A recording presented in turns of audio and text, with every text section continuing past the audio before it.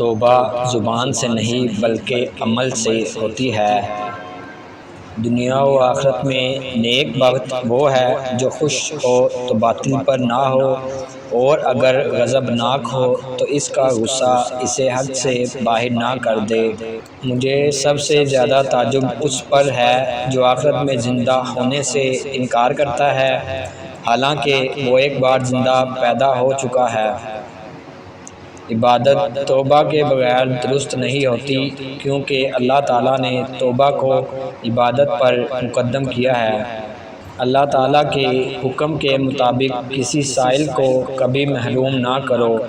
مفلسوں اور حاجت مندوں کی مدد اس طرح کرو کہ کسی کو پتہ بھی نہ چلے۔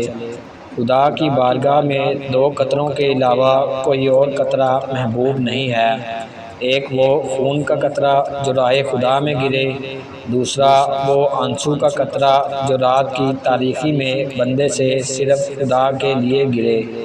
کسی سے دشمنی نہ کرو چاہے تم کو یہ گمان ہو کہ وہ تم کو نقصان پہنچائے گا، اور کسی کی دوستی ترک نہ کرو چاہے تم کو گمان ہو کہ اس سے کوئی فائدہ نہ ہوگا۔